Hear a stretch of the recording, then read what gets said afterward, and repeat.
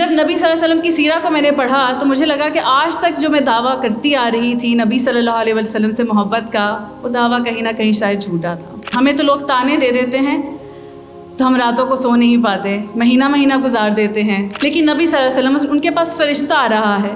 ان سے کہا جا رہا ہے کہ آپ کہیے، آپ کچھ کہیے، ہمیں حکم کی دیجیے، لیکن تب بھی اس قدر جو ہے وہ حکمت کا مظاہرہ، اس قدر صبر کا مظاہرہ. لوگوں کے ساتھ جو معاملات کرتا ہوں، اپنے گھر والوں کے ساتھ جو معاملات کرتا ہوں، میری جو تنہائی کے معاملات ہیں، کیا یہ سارے اس بات کی گواہی دیتے ہیں کہ میں نبی صلی اللہ علیہ وآلہ وسلم کا امتی ہوں. السلام علیکم ورحمۃ اللہ وبرکاتہ. کیسے ہیں آپ سب؟ آنے سے پہلے جو میں اسپیچ پریپیئر کر رہی تھی پہلے، وہ تھوڑی سی ڈفرینٹ تھی، یہ پرسپیکٹیو رکھتے ہوئے کہ شاید جو کراؤڈ ہوگا وہ ہو سکتا ہے بہت زیادہ ایسے لوگ ہوں جو شاید زیادہ پریکٹسنگ نہیں ہیں یا زیادہ نالجبل نہیں ہیں، بٹ الحمدللہ I am glad to see you all here. الحمدللہ میری ازمپشن یہ ہے کہ انشاءاللہ ہم وہ لوگ ہیں جو پڑھے لکھے لوگ ہیں، ہم وہ لوگ ہیں جو نبی صلی اللہ علیہ وسلم کے بارے میں جانتے ہیں اور ہم نے ان کی سیرہ کو اسٹڈی کیا ہے. آج کا جو ٹاپک مجھے بھی دیا گیا ہے اس کے بارے میں جب میں انشاءاللہ بات شروع کرتی ہوں،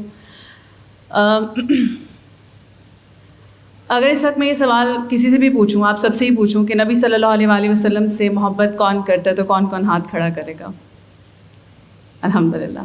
اور اگر میں کہوں کہ اپنی جان، مال، اولاد، ہر شے سے زیادہ بڑھ کر کون نبی صلی اللہ علیہ وسلم سے محبت کرتا ہے، تو کون ہاتھ کھڑا کرے؟ میرے جملہ مکمل کرنے سے پہلے ہی سب نے ہاتھ کھڑا کیا. الحمدللہ.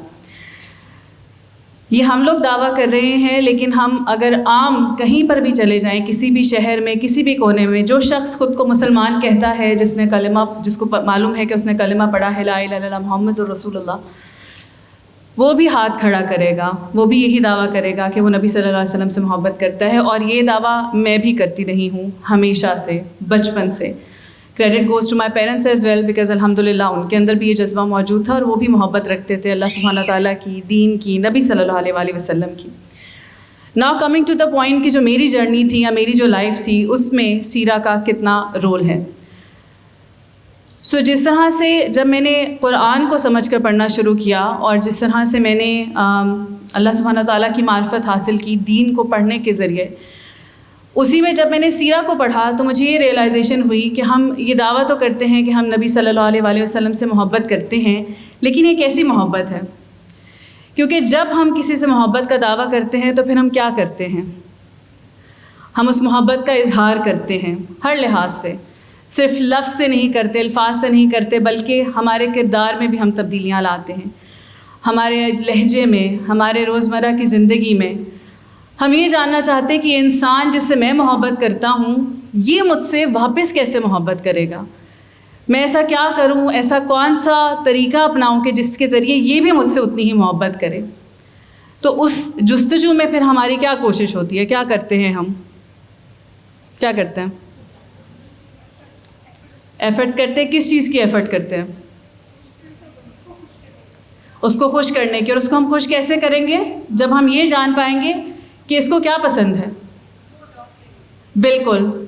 ہم وہ اڈاپٹ کریں گے، ہم جانیں گے اس کو کس طرح کا لباس پسند ہے، اس کو کس طرح کا طور طریقہ پسند ہے، اس کو کس طرح کا لہجہ پسند ہے. ہر چیز میں ہم جو ہے اس میں اپنے آپ کو ڈھالنے کی کوشش کریں گے. اور اس کے ساتھ ساتھ دوسری چیز ہماری کیا کوشش ہوگی، ہم کیا کریں گے، ہم اس کو جاننے کی کوشش کریں گے، اس کو سمجھنے کی کوشش کریں گے کہ اگر میں اس انسان سے محبت کرتی ہوں تو یہ کیسا ہے، یہ کیا پسند کرتا ہے، یہ کیا سوچتا ہے، اس کی کیا پریشانیاں ہیں، اس کی کس طرح کی سوچ ہے، اور یہ کیا چاہتا ہے زندگی سے بھی اور مجھ سے کیا چاہتا ہے. تو جب نبی صلی اللہ علیہ وسلم کی سیرہ کو میں نے پڑھا تو مجھے لگا کہ آج تک جو میں دعویٰ کرتی آ رہی تھی نبی صلی اللہ علیہ وسلم سے محبت کا، وہ دعویٰ کہیں نہ کہیں شاید جھوٹا تھا. کیونکہ اگر میں سچ میں محبت کرتی تھی تو کرنا تو مجھے پھر یہی چاہیے تھا نا کہ میں اس جستجو میں لگی رہتی کہ کیسے تھے وہ. ہمیں تو صرف موٹی موٹی باتیں پتہ ہوتی نا، لیکن ان کا اٹھنا بیٹھنا کیسا تھا، ان کا سونا جاگنا کیسا تھا، کیسے کلام کرتے تھے لوگوں سے، کس کس موقع پر انہوں نے کس طرح سے فیصلہ لیا، جب غصہ آیا تو کیا کیا، جب مسکراہٹ آئی چہرے پر تو کیا کیا، جب بہت غمگین ہو گئے تو کیا کیا، جب زندگی میں پریشانی آئی تو کیا کیا. جس طرح سے ابھی سسٹر صبا نے بھی مینشن کیا اور دوسرے جو اسپیکر تھے انہوں نے بھی مینشن کیا طائف کا واقعہ. سبحان اللہ، شاید ہم نے اسلامیات میں کبھی پڑھا ہو، شاید گزرتے گزرتے بچپن میں سنا ہو، لیکن جب سیرہ کو میں نے اسٹڈی کرنا شروع کیا اور وہ طائف کا واقعہ جب میں نے پڑھا تو الحمدللہ اس کو پڑھنے کے بعد میری ابھی تک کی جتنی کی جو لائف میرے جو لاسٹ 15-16 ایئرز میں اسپیشلی گزاری ہے after becoming a student of knowledge الحمدللہ، اور ہم سب جانتے ہیں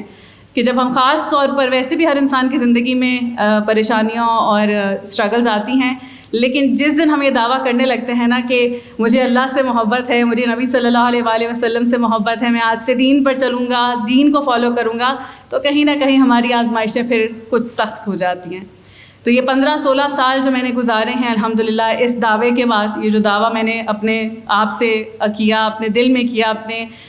لوگوں کا بھی، ظاہر سی بات ہے لوگوں سے بھی جب یہ کیا تو کہیں نہ کہیں مشکلات رہی ہیں زندگی کا حصہ، اپس اینڈ ڈاؤنس آتے رہے ہیں، بہت سی ایسی سچویشنز تھی جہاں لگا کہ پتہ نہیں یہ کب ختم ہوگا یا یہ میرے ساتھ کیوں ہو رہا ہے، یہ اتنا مشکل کیوں ہے، لیکن ایسے تمام اوقات پر، ایسی تمام مشکلات پر نبی صلی اللہ علیہ وسلم کی سیرت سے کوئی نہ کوئی واقعہ سامنے آتا رہا۔ طائف کا واقعہ تو خاص طور پہ صبر کا جتنا اور توکل کا جتنا ہمیں سبق دیتا ہے، تو وہ میں نے واقعی ہی اس سبق کو اپنی زندگی پہ امپلیمنٹ کیا۔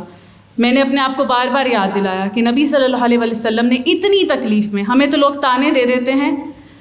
تو ہم راتوں کو سو نہیں پاتے، مہینہ مہینہ گزار دیتے ہیں، اس دن اس نے مجھے یہ جملہ کہا تھا تو کیوں کہا تھا، کیا مقصد تھا، میں اس سے بات نہیں کروں گی، میں اسے چھوڑوں گی نہیں، آج سے میرا تعلق ختم۔ اور ایک ہمارے نبی صلی اللہ علیہ وسلم کی کتنی تکلیف میں بیٹھے ہوئے ہیں، کس قدر دکھ میں ہیں، کس قدر پریشانی میں ہیں، اور پھر ان کے پاس، ہمارے پاس تو اگر کوئی آ کے ہمیں کہہ دے کہ تم صبر کرو میں اس سے جا کر بات کرتی ہوں تو ہمیں کتنا حوصلہ ہوتا ہے، اور ہم کہتے ہیں کہ ہاں اچھے سے اس کی خبر لینا، ڈانٹنا اس کو، جا کے اس کو سبق سکھانا، اس کو پتہ چل جائے کہ اس نے کس کا دل دکھایا ہے یا کس کو تکلیف دی ہے۔ لیکن نبی صلی اللہ علیہ وسلم، ان کے پاس فرشتہ آ رہا ہے، ان سے کہا جا رہا ہے کہ آپ کہیے، آپ کچھ کہیے، ہمیں حکم کی دیجیے، لیکن تب بھی اس قدر جو ہے وہ حکمت کا مظاہرہ، اس قدر صبر کا مظاہرہ۔ تو الحمدللہ جو میری زندگی گزری جہاں پر ایسے اوقات آئے، اس لیسن نے مجھے اتنا ہیلپ دیا اور اس کے رزلٹس بھی میں نے دیکھے، اس کی برکت بھی میں نے دیکھی۔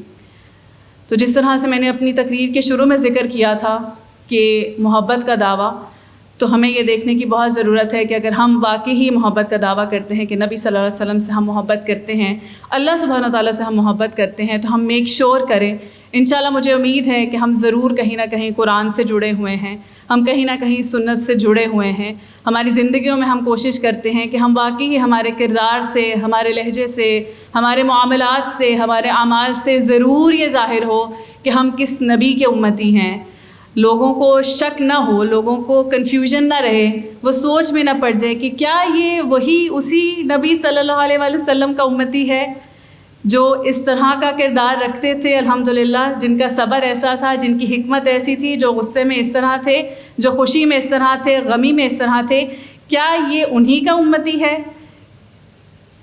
اس کے اوپر ہمیں خود پہلے سوال کرنا ہے اپنے آپ سے کہ میرے جو روزمرہ کے اعمال ہیں، جو میرا کردار ہے، جو میں جھوٹ بولتا ہوں، جو میں سچ بولتا ہوں، جو میں گلے کرتا ہوں، شکوے کرتا ہوں، لوگوں کو دھوکہ دیتا ہوں یا لوگوں کو فائدہ پہنچاتا ہوں، لوگوں کے ساتھ جو معاملات کرتا ہوں، اپنے گھر والوں کے ساتھ جو معاملات کرتا ہوں، میری جو تنہائی کے معاملات ہیں، کیا یہ سارے اس بات کی گواہی دیتے ہیں کہ میں نبی صلی اللہ علیہ وآلہ وسلم کا امتی ہوں؟